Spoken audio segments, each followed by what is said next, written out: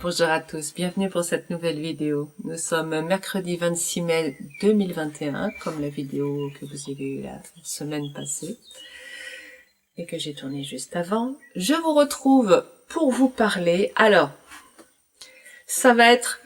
J'ai mis un sujet, je mets un titre, parce qu'il en faut un, mais en même temps, ça va déborder. Et ce titre, c'est « Est-ce que je suis vraiment venue sur Terre pour galérer ?» Avant de rentrer dans le vif du sujet, comme d'habitude, je vous rappelle que tout ce que je dis n'est que l'expression de mon ressenti, de mon angle de vue, ce n'est pas la vérité. Jamais. Donc, gardez l'esprit critique, voyez où ça résonne et si ça vous fait du bien. Sinon, laissez de côté. Ok. Alors, suis-je vraiment venu sur Terre pour galérer? C'est intéressant, cette question. Non. Oui et non. Oui, nous allons vivre ça.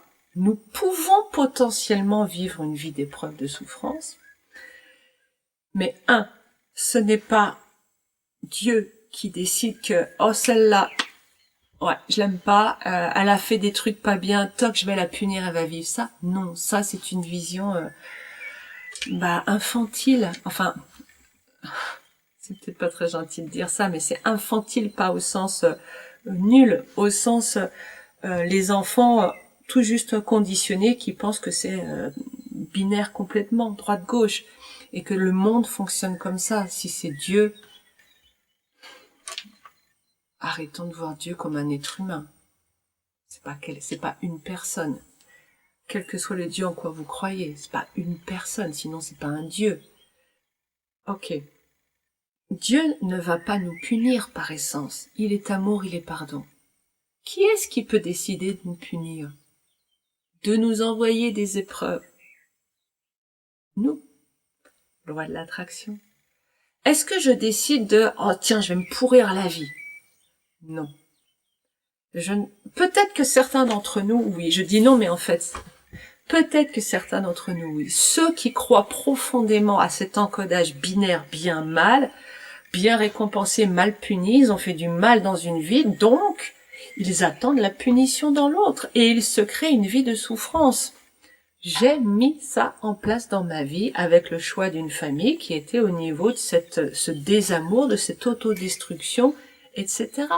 Beaucoup de cancers dans la famille, une énorme dureté, une rigidité, et en même temps, l'envie de faire le bien, plein d'amour, mais en même temps, une terrible violence tournée vers soi, par la rigidité, vous savez, j'en parle, je m'étends un peu parce que peut-être vous connaissez ça, cette rigidité qui est tournée pour faire le bien, mais qui est tournée contre soi, de travailler dur, de faire passer les autres avant soi, mais vraiment avant soi, de ne se laisser aucun repos, aucun répit, aucune tendresse envers soi, pour faire ce qu'il y a à faire.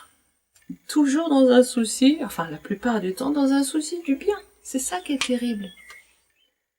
Mais le bien n'est pas le bon, le bien n'est pas le juste, le bien n'est pas amour. Le bien est une version du monde qu'on nous a encodé comme étant la seule acceptable. Et quand c'est la seule acceptable, nous nous séparons du reste de l'univers. C'est dire dans le nuancier des couleurs, c'est là la bonne, le rouge.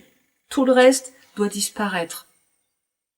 La vie doit disparaître alors, parce que la vie, c'est la multiplication, le foisonnement. Imaginez que vous ne gardiez qu'une seule espèce sur Terre. La planète meurt. Elle ne peut pas continuer. Bon, c'est un aparté, j'ai pas mal digressé. Notre vie est donc la matérialisation de nos croyances. Suis-je venu galérer? Oui et non.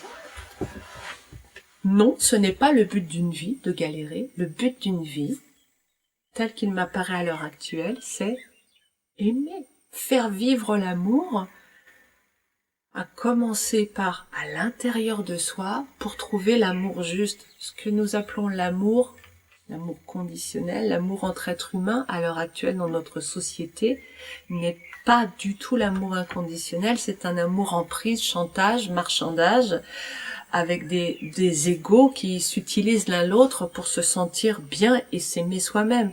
Donc tout cet amour-là est assez malsain, dit comme ça. Enfin, quand je le dis, en tout cas, c'est pas bon à dire. Mais ça veut pas dire qu'on peut pas être dans l'amour inconditionnel et aimer les gens. Au contraire, il a besoin d'être installé là pour ensuite pouvoir aller vers les autres. Il semblerait que dans le développement de l'âme, nous ayons besoin de vivre toute la palette des couleurs qui est devant nous. Mais c'est aussi parce que c'est dans notre développement. Je veux dire par là que nous sommes immortels.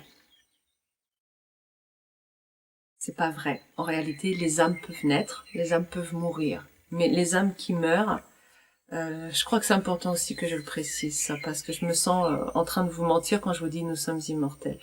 Il y a des âmes qui meurent. Mais ces âmes-là, alors c'est d'après ce que j'ai lu, parce que moi je ne le sais pas en tant que Sandrine, hein, mais ça résonne. Et s'il y a des âmes qui naissent, il doit y avoir des âmes qui meurent, c'est de la logique.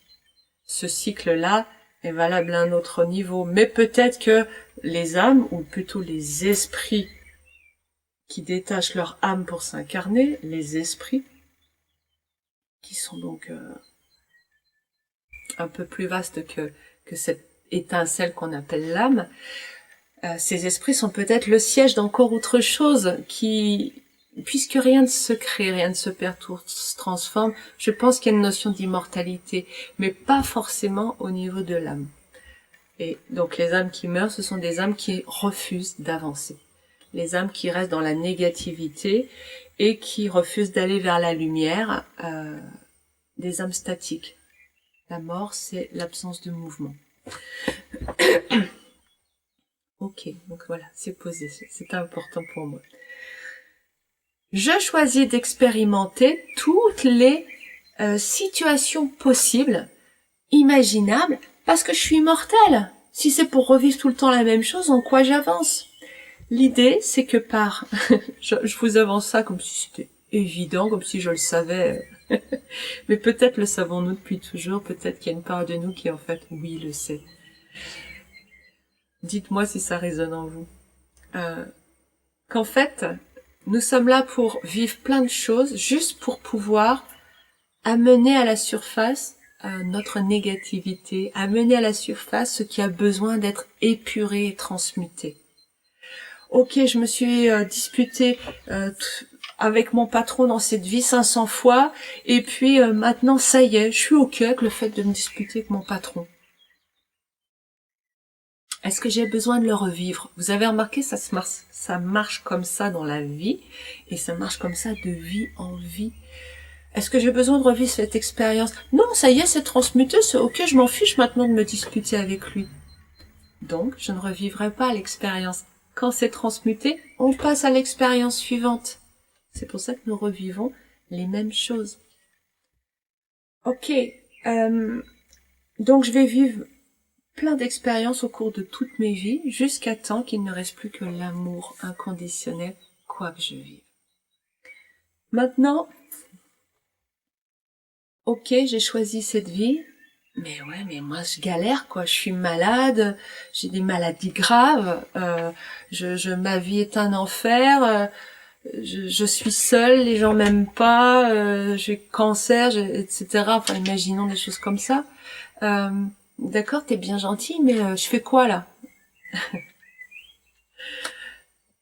Vaste question, je fais quoi? Y a rien à faire. Et à la fois. Ah, c'est agaçant, Sandrine, quand tu fais ce oui et ce non. Bah oui, parce que rien n'est tranché. Tout est angle de vue. J'ai rien à faire au sens où ce n'est pas ce que je fais à l'extérieur qui va modifier mes conditions de vie. Mes conditions de vie dépendent uniquement, vous l'avez bien entendu celui-là, uniquement de mon état intérieur, de ma signature électromagnétique intérieure. Autrement dit, de ma quantité d'amour intérieur et de mes croyances. Alors, comment je peux changer mes conditions de vie extérieures quand je galère? En changeant mes croyances, en changeant mon regard sur ce qui se passe. Comme disait Marc Aurèle, en substance et en réduisant, donnez-moi la force de supporter ce qui ne peut pas être changé. Plutôt que la force, c'est plutôt, j'ai envie de dire, l'acceptation, le lâcher-prise. Imaginons, j'ai un patron que je considère comme un abruti. Je l'aime pas. Il est bête, il est méchant, et c'est un crétin. Bref. Je le considère comme un abruti. Quand je regarde ce patron en me disant, c'est un abruti, je l'aime pas, il est ci, il est ça. Comment je me sens à l'intérieur? Je me sens mal. Ok. Le même patron, je le regarde en face en me disant, bon, c'est quelqu'un qui est comme ça. Maintenant, il représente les couleurs foncées de la palette de couleurs. Ok, il a sa place sur Terre, il a besoin d'être comme ça. Est-ce que moi, je peux accepter qu'il soit comme ça et qu'il ait sa place sur cette Terre? Il est là pour m'aider à trouver de l'amour face à cet être-là. À être dans l'acceptation qu'il y a des gens qui sont comme ça parce qu'ils en sont là de leur développement d'âme. Est-ce que je peux dire oui au fait qu'il soit comme ça? Ça ne veut pas dire que je vais accepter qu'il me traite mal. Mais est-ce que je peux accepter la réalité de « il est comme ça ». Je ne le changerai pas. Il est comme ça. Okay. Quand je renonce à me battre avec les choses en face de moi et que simplement, j'en ai parlé la semaine dernière, que j'agis. Vous voyez ce petit mouvement, c'est ce mouvement de surf, de fluidité, de ok, c'est quelqu'un qui est comme ça, il en est là. Et j'arrête de mettre un jugement négatif et je suis simplement dans, voilà, je m'éloigne de son chemin. Quand il est en colère, hop, je vais dans un autre bureau, je l'évite, je fais ce qu'il faut pour garder mon bien-être. Vous remarquez que ça ne me dérange plus qu'il soit comme ça. Je reprends la responsabilité de mon état et mon état, c'est juste comment je le regarde, comment je regarde la vie. Sommes-nous là pour galérer, pour vivre des épreuves de la souffrance? Non, pas du tout. Ça n'est absolument pas le but d'une vie. Nous faisons de notre réalité une souffrance par le regard que nous portons sur elle, en voulant la changer. Quand je la regarde dans l'acceptation de ce qu'elle est, en me mettant en paix avec ce qu'elle est, automatiquement, et je dis bien automatiquement, cette réalité va changer.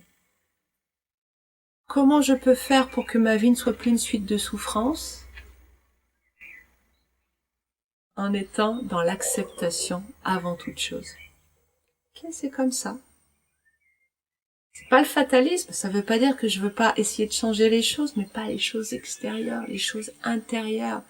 Ok, je vois en ce qui me concerne dans ma vie de Sandrine que j'ai du mal à me relier encore aux autres. Il y a encore des choses qui me freinent, des croyances qui me freinent sur le fait que je n'ai pas ma place, que je ne suis pas... comment dire? Non, je crois pas que... c'est pas un je suis. C'est sur le fait de pas être acceptée, de pas avoir ma place.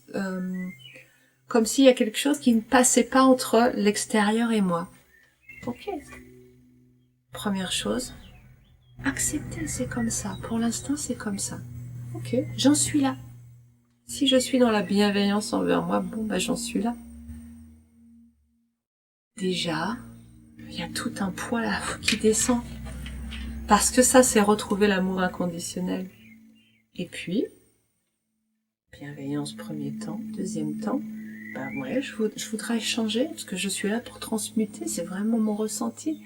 Donc, comment je peux transmuter ça? Alors, par l'amour, la bienveillance, et aussi bah, visiblement j'ai des croyances, alors comment je peux avancer dans ces croyances pour renouer ce lien entre l'extérieur et moi et trouver la place dans la société avec les autres, vous voyez? C'est un exemple. Je vais m'arrêter là.